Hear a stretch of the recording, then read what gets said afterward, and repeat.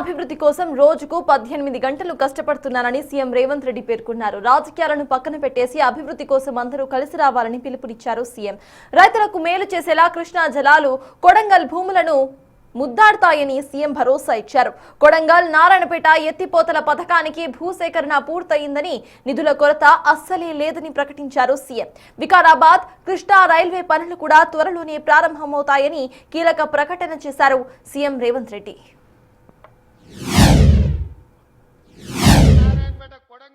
ప్రాజెక్టును పూర్తి చేస్తే మా శ్రీహరి నియోజకవర్గం, మా నారాయణపేట, మా కొడంగల్కు ఇవాళ కృష్ణానది జలాలు రావాలి.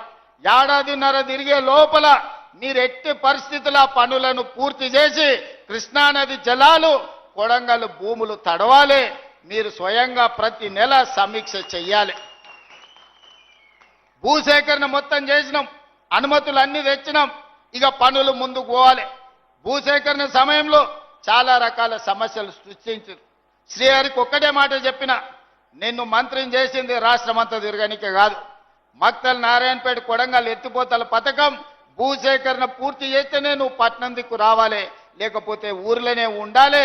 నువ్వు మంత్రివి కాదు, నువ్వు సర్పంచ్ అనుకొని కింద కూర్చొని పేదోళ్లతోని మాట్లాడి పని చేయమంటే 15-20 రోజుల్లోనే 98% భూసేకరణకు ప్రజల్ని ఒప్పించి సంతకాలు పెట్టించి నెల తిరిగే లోపల మంత్రి శ్రీహరి గారు అక్కడ కూర్చొని, శివకుమార్ రెడ్డి అక్కడ కూర్చొని మొత్తం భూసేకరణ చేపించు. ఇవాళ ఏ అడ్డంకి లేదు. నిధులు ఎప్పుడు కావాలనే సగం రాత్రైనా విడుదల చేయడానికి నేను సిద్ధంగా రెడీగా ఉన్నా. మరి ఇవాళ కృష్ణానది జలాలతోని 1.5 ఎకరాలకు మక్తల్ నారాయణపేట కొడంగల్ వరకు మా అన్ని మండలాలకు మద్దూరు, దౌలతాబాదు, కోజ్కి, కొడంగల్, బొమ్మరాజ్పేట చెరువు వరకు ఈ రోజు నీళ్లు తెచ్చుకునే అవకాశం ఉంది. మా సర్పంచులు కానీ మా స్థానిక నాయకత్వానికి నా విజ్ఞప్తి ఒక్కటే, పనులు ఎంబడివాడి శ్రీహరి గారిని, దామోదర్ అన్నను నిద్రపోనీయకండి. పట్నం వచ్చినప్పుడల్లా పోయి ఆ సార్లకు నమస్కారం పెట్టురు. సార్ మా కృష్ణా నీళ్ళు ఏమైనాయి, మా నీళ్ళు ఎప్పుడు వస్తాయి సార్ అని అడుగురు. కృష్ణా వికారాబాదు రైల్వే లైన్ మీకందరికీ తెలిసి ఎన్నేళ్ల నుంచి రైలు సప్పుడు ఇనుడే గాని రైలును చూసిన పాపాన బోలే. ఆనాడు రామ్మోహన్ రెడ్డి నారాయణ స్వామి మంత్రి ఉన్నప్పుడు పోయి ప్రయత్నం చేసింది. ఇవాళ పూర్తిగా మన కళ ఫలించబోతుంది. వికారాబాద్ కృష్ణా లైను 90% మంజూరైంది.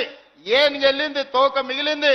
రాబోయే 2 నెలల తోక కూడా బయటికి గుంజి వికారాబాద్ కృష్ణా రైల్వే లైన్ మనం తెస్తాం. గ్రామాన రాజకీయాలు పక్కన పెట్టుండ్రి. ఎన్నికలు వస్తుంటాయి, పోతుంటాయి. 75 ఏళ్ల నుంచి ఎన్నోసార్లు పోటీ చేసినాం.